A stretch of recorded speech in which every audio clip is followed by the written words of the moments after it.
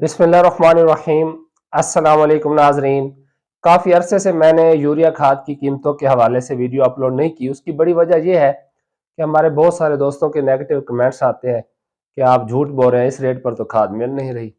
दरअसल मैं आपको बताता चलूँ कि जो रेट्स मैं आपके साथ शेयर करता हूँ वो महकमा ज़राअत की जानिब से या मुतल्लिका ज़िला इंतज़ामिया की जानिब से नोटिफाइड रेट्स होते हैं। ये सिर्फ आप लोगों की मालूमात के लिए होता है ताकि वो लोग जो कंट्रोल रेट पर हासिल करने की इस्तात रखते हैं या उनके पास रिसोर्सेज होते हैं तो वो उस कंट्रोल रेट पर हासिल कर सकें। तो आज मैं आपको बताता चलूँ कि अब महकमा ज़राअत हुकूमत पंजाब की जानिब से पूरे पंजाब लेवल के लिए यूरिया की जो मुख्तलिफ ब्रांड्स हैं उनके रेट्स जो है वो मैं आपके साथ शेयर करने लगा हूँ।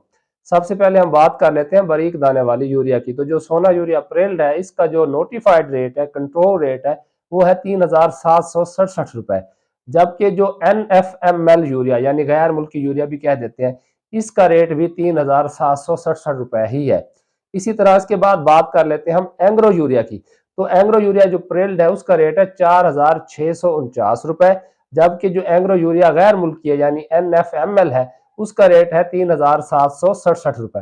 उसके बाद बात करते हैं सरसब्ज यूरिया की। तो जो सरसब्ज यूरिया इसका रेट है 3839 रुपए। और इनके पास भी जो गैर मुल्की यूरिया है NFML यूरिया उसका रेट है 3839 रुपए। अब इसके बाद हम बात करते हैं कि जो बब्बर शेर यूरिया है, तारा यूरिया है, एग्रीटेक यूरिया है, इसके अलावा पाक अरब यूरिया है, इन सारों का जो रेट है वो है 4095 रुपए। उसके बाद कुछ स्पेशल ब्रांड है जैसा कि एंग्रो का जबरदस्त यूरिया। तो इसका जो नोटिफाइड रेट है वो है 5799 रुपए फी 50 किलो थैला। जबकि जो FFC का सोना यूरिया ग्रेनुलर है, मोटे दाने वाला यूरिया है, इसका जो नोटिफाइड रेट है वो है 5331 रुपए फी 50 किलो थैला। और इन्हीं का जो बारीक दाने वाला नीम कोटेड यूरिया होता है यानी कि सोना यूरिया प्रेल्ड नीम कोटेड, इसका रेट है 4017 रुपए। ये मैं साथ में नोटिफाइड रेट्स की जो लिस्ट है वो भी आपके स्क्रीन पर शेयर कर रहा हूँ, आप यहाँ से नोट भी कर सकते हैं। साथ में मैं आपको ये बताता चलूँ कि जैसे जैसे अगली फसल का टाइम करीब आएगा तो दोबारा से जो नाइट्रोफास है, DAP है या यूरिया वगैरह है, इनमें कमी होने के चांसेस ना होने के बराबर है। इसके अलावा मैं आपको बताता चलूँ कि जो नाइट्रोफास है या DAP है तो उसके जो नोटिफाइड रेट्स हैं वो काफ़ी ज़्यादा हैं, जबकि मार्केट में आपको कम रेट्स पर दस्तयाब है क्योंकि अभी ऑफ सीज़न चल रहा है, खासकर गंदम ज़्यादा लगी हुई है। जैसे गंदम का सीज़न ख़त्म होगा, जिस तरह का हमारे काश्तकारों का ट्रेंड है तिलों की तरफ, हाइब्रिड धान की तरफ, तो इनके रेट्स जो है वो बढ़ना शुरू हो जाएंगे।